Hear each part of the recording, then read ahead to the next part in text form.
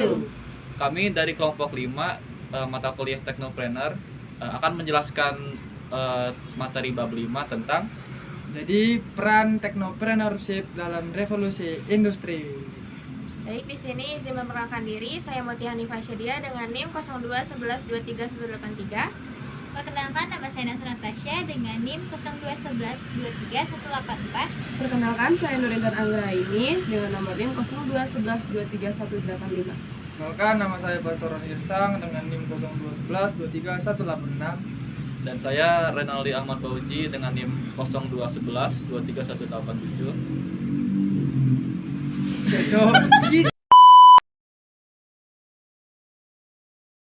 Peran teknopreneurship pada revolusi industri. Sejarah singkat revolusi industri. Revolusi industri merupakan perkembangan teknologi besar-besaran yang dimulai di Inggris dengan pada waktu dalam abad ke-18 dan dengan menyebarnya cepat ke seluruh dunia, mengakibatkan transformasi besar-besaran ini dengan cara produksi dan hubungan pemilik usaha dengan pekerja, sehingga muncul sistem kapitalis dengan sistem ekonomi dengan titik awal revolusi industri dengan berkembangnya mesin uap. Fase revolusi industri. Revolusi industri berkaitan dengan perubahan ekonomi dan teknologi yang memunculkan sistem kapitalis dan memungkinkan lahirnya bentuk-bentuk baru organisasi masyarakat. Transformasi teknologi ekonomi dan sosial yang dialami di Eropa yang pada awalnya terjadi di Inggris pada pertengahan abad ke-18 mengalami beberapa perkembangan yang dapat kita sebut fase. Fase-fase ini berhubungan dengan proses evolusi teknologi yang dikembangkan dan perubahan sosial ekonomi yang diakibatkannya. Pertama, penggantian energi buatan dengan energi seperti uap, angin, dan hidrolik. Kedua, penggantian produksi artisanal atau manufaktur dengan industri manufaktur mesin. Yang ketiga, adanya hubungan kerja baru. Kemudian, revolusi industri kedua. Revolusi industri kedua mengacu pada periode antara paruh kedua abad ke-19 dan pertengahan abad ke-20 yang berakhir pada Perang Dunia Kedua. Industrialisasi melampaui batas geografis Eropa Barat menyebar ke negara-negara seperti Amerika Serikat, Jepang, dan negara-negara Eropa lainnya. Ini terdiri dari teknologi yang bahkan lebih besar dari yang dialami pada fase pertama, serta peningkatan teknologi yang ada di dunia. Dapat merasakan beberapa kreasi baru yang selanjutnya meningkatkan produktivitas dan akibatnya keuntungan industri. Pada periode ini juga terdapat dorongan yang besar terhadap penelitian, khususnya di bidang kedokteran. Penemuan utama pada fase ini terkait pada penggunaan minyak sebagai sumber energi yang digunakan dalam penemuan baru. Mesin pembakaran listrik yang sebelumnya hanya digunakan untuk melakukan penelitian di laboratorium pada periode ini mulai digunakan untuk mengoperasikan mesin dan penekanan pada mesin listrik dan ledakan. Besi yang sebelumnya banyak digunakan sekarang digantikan oleh baja. Industri ketiga. Revolusi industri ketiga juga dikenal sebagai revolusi teknologi ilmiah dan dimulai pada pertengahan abad ke-20 setelah Perang Dunia Kedua. Fase ini mewakili sebuah revolusi tidak hanya di bidang industri karena mulai menghubungkan perkembangan teknologi yang ditujukan pada proses produksi juga kemajuan ilmu pengetahuan, tidak lagi terbatas pada beberapa negara saja dan menyebar ke seluruh dunia.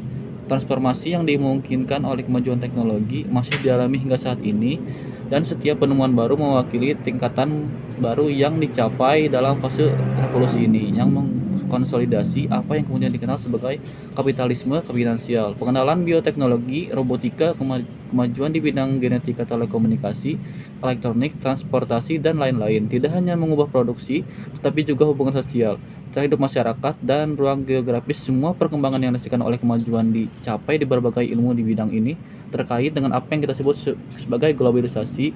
Segala sesuatu yang menyatu menuju pengurangan waktu dan jarak, menghubungkan orang, tempat, transmisi informasi secara instan sehingga mengatasi tantangan dan hambatan yang merasuki wilayah geografis, perbedaan lokasi, budaya, fisik, dan sosial. Revolusi industri keempat merupakan revolusi industri yang kita jalani saat ini. Adapun ciri utama dari revolusi industri keempat yaitu kecepatan. Saat ini kecepatan kemajuan revolusi industri bersifat linear. Seperti pada tahun 2007, iPhone diluncurkan dan dianggap sebagai smartphone pertama yang diproduksi secara industri. Dan pada tahun 2002, 5 miliar orang di dunia menggunakan internet secara rutin dan sebagian besar menggunakan ponsel pintar. Adapun proses terjadinya revolusi industri keempat, yaitu pada abad ke-21, di saat perangkat internet menjadi populer di seluruh dunia. Banyak diantaranya yang menggunakan robot, penyimpanan cloud, dan perangkat pintar lainnya. Selanjutnya ada kelebihan dari revolusi industri keempat, yaitu penggunaan sumber daya energi berkelanjutan untuk produksi energi listrik, mengurangi emisi gas secara drastis yang meningkatkan efek rumah kaca. Dampak technopreneurship pada revolusi industri. Secara umum, revolusi industri tidak hanya mentransformasikan sektor ekonomi dan industri, tetapi juga hubungan sosial, hubungan manusia dan alam, sehingga menyebabkan perubahan pada cara hidup masyarakat, pola konsumsi, dan lingkungan. Setiap fase revolusi mewakili transformasi dan konsekuensi yang berbeda berdasarkan kemajuan yang dicapai pada setiap periode. Revolusi industri pertama ditandai dengan lonjakan industri dan produktivitas berkat penggunaan mesin. Hal ini mendorong masyarakat pindah dari desa ke kota atau urbanisasi, yang kemudian memicu pertumbuhan kota tak terkendali, kemiskinan, kekerasan, dan kelaparan. Revolusi industri kedua membawa kemajuan teknologi yang memicu produksi massal lebih cepat, meningkatkan perdagangan, dan mengubah pola konsumsi masyarakat. Negara-negara kaya mendominasi negara lain secara ekonomi melalui industrialisasi dan eksplorasi bahan mentah.